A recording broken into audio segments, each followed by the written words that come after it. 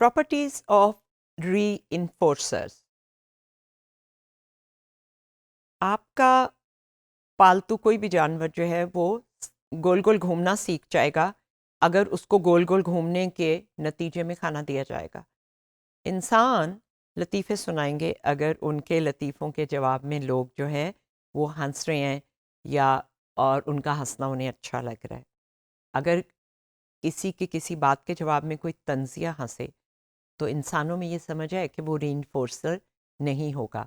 Appreciation की हंसी और तंजिया हंसी में फ़र्क ह्यूमंस ही जानते हैं। तो वही लोग लतीफ़े, कहानियाँ, ज़्यादा बातें करेंगे महफ़िल में जिनको हमेशा अपने इस सोशल परफॉर्मेंस के नतीजे में वाह-वाह मिलेगी। बच्चा रोना छोड़ देगा अगर उसको कोई उठा लेगा या उसको टॉफ़ी दे देंगे। ये सब के सब जो है कॉन्सिक्वेंसेस ऑफ बिहेवियर की मिसालें हैं और ये सब रीइंफोर्सर बन सकते हैं।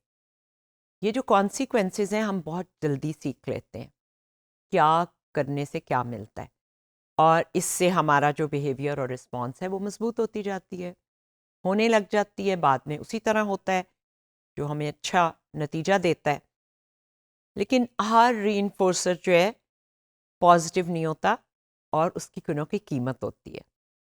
कई दफ़ा एक बच्चे को कंफर्ट चाहिए, उसको क्लोज कांटेक्ट चाहिए, उसको तस्कीन चाहिए। लेकिन अगर हम एक बच्चे को हर दफ़ा दिलासा, तसल्ली और बहलाएं फुसलाएं जबकि वो टेंट्रम थ्रो कर रहा है, ज़िद कर रहा है, शोर मचा रहा है या डिसरप्ट कर रहा है, तो ये रीइंफोर्सर बन जाता है। बच्चा क्या सीखता है? रोने के नतीजे में मुझे कंफर्ट या अटेंशन मिलती है। तो इसको गौर से देख ले अपने अपने घरों में कि आप किस किस्म के बिहेवियर को रीइंफोर्स कर रहे हैं। जो बुली है स्कूल में या जो अपनी दौलत की शो ऑफ करता है यूनिवर्सिटी में, अगर उसको बहुत प्रेज मिल रही है और कोई उसको चैलेंज नहीं कर रहा तो उसका ये बिहेवियर मज़ीद तकब्बर में बदलता जाएगा और यही हम अक्सर अपने इर्द गिर्द देखते हैं। तो ये जानना कि रीइंफोर्स किसको किया जा रहा है, किस किस्म के बिहेवियर को, वो बहुत ही ज़रूरी चीज़ होती है।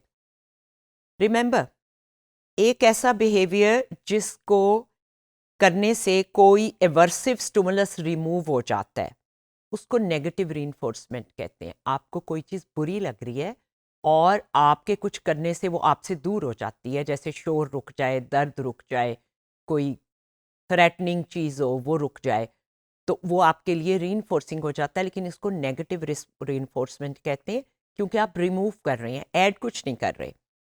एक बच्चा क्लास में बहुत डिसरप्टिव है, डिस्टर्ब करता है पूरी क्लास को, उसको बहुत तवज्जो मिल रही है।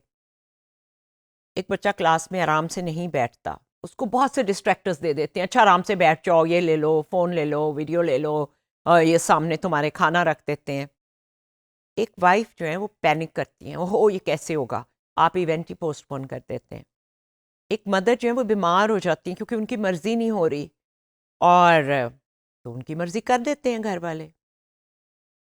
A behavior we want to stop is actually increasing because it is being reinforced. आप तो स्ट्रेंथन कर रहे हैं, जो चीज़ आप चाहते हैं ख़त्म हो उसको आप तवज्जो दे के, डिस्ट्रैक्टर दे के, रीइंफोर्सर दे के, उनकी मर्जी पे अमल करके, उनकी बात मान के आप उनके उस बिहेवियर को रीइंफोर्स कर रहे हैं, मजबूत कर रहे हैं जो एक्चुअली आप नहीं चाहते कि हो। ठीक है, तो ये दो टाइप के जो रीइंफोर्सर हैं, ये पॉजिटिव और नेगेटिव, इनमें से जो नेगेटिव है वो कुछ खास हालात में अप्लाई करते हैं। एक तो इस्केप कंडीशनिंग में हम लर्न करते हैं कि हमारी कोई रिस्पॉन्स जो है उससे हम किसी एवर्सिव स्टिमुलाई से बच जाएंगे, जैसे छतरी की वजह से हम बारिश से गीला होने से बच जाएंगे। फिर ये इस तरह भी यूज़ होते हैं अवॉइडेंस कंडीशनिंग में, जहाँ हम ये सीख लेते हैं कि कुछ हमारे करने से हम पहले ही बच जाएंगे, यानी कुछ अकर होने से पहले बच। एक तो एस्केप है, बारिश आ गई अम्ब्रेला ले ली। एक अवॉइडेंस है कि वो अभी हुआ ही नहीं, आप उससे पहले ही बच जाएंगे। मसलन अक्सर आप अपनी कार में सीट बेल्ट ना लगाएं तो एक बजर बचता है, घंटी सी, वो आपको बता रही है तो आप सीट बेल्ट पहले ही लगा लेते हैं। पॉजिटिव और नेगेटिव दोनों रीइंफोर्समेंट जो है वो आपके बिहेवियर की प्रोबेबिलिटी को बढ़ाते हैं, उस बिहेवियर की जो उनसे पहले हुआ था। Positive reinforcement increases response probability by the presentation of an appetitive stimulus following a response, and negative reinforcement does the same in reverse through the removal, reduction, or prevention of an aversive stimulus following a response. Reinforcers जो हैं ये power brokers हैं operant conditioning के, ये change कर सकते हैं या मेंटेन कर सकते हैं बिहेवियर को। बड़ी इनकी इंटरेस्टिंग प्रॉपर्टीज़ हैं और बड़ी कॉम्प्लेक्स प्रॉपर्टीज़ हैं। एक्सपीरियंस के ज़रिए हम इनको सीखते हैं, ये बायोलॉजिकली ज़रूरी नहीं कि डिटर्मिन्ड हो, ये एक्टिविटीज़ भी हो सकती हैं जो रीइंफोर्सर्स हैं चीज़ों की बजाय। कुछ सिचुएशन में ऑर्डिनरली पावरफुल रीइंफोर्सर्स काफ़ी नहीं होंगे किसी डोमिनेंट बिहेवियर पैटर्न को चेंज करने के लिए। इसका मतलब क्या है? इसका मतलब ये है कि कॉन्सिक्वेंसेस आर नॉट एक्चुअली रीइंफोर्सर। फिर प्राइमरी एंड सेकेंडरी या कंडीशन रीइंफोर्सर्स होते हैं। कुछ थोड़े से प्राइमरी हैं, जैसे खाना है, पानी है या मालिश है, वो प्राइमरीली रीइंफोर्सिंग होते हैं बायोलॉजिकली। ओवर टाइम कुछ न्यूट्रल स्टिमुलाई हैं जो रीइंफोर्सर बन जाते हैं, क्योंकि वो आपको प्राइमरी जो रीइंफोर्सर है उसके साथ एसोसिएट हैं और आपको उनकी वजह से वो मिल रहा है। जैसे पैसा, ये बिल्कुल रीइंफोर्सिंग ना होता अगर इसकी वजह से हमें खाना, शेल्टर, अपनी मर्जी की चीज़ें ना मिलती। आज आप पैसे से कुछ भी अगर हासिल ना कर सकें वो आपके लिए रीइंफोर्सिंग नहीं रहेगा। पैसा से भी अगला एक सेकेंडरी थर्ड ग्रेड रिमूव्ड है और वो है चेक। चेक की क्या वैल्यू है? वो एक कागज़ है, लेकिन उसके पीछे पैसा है।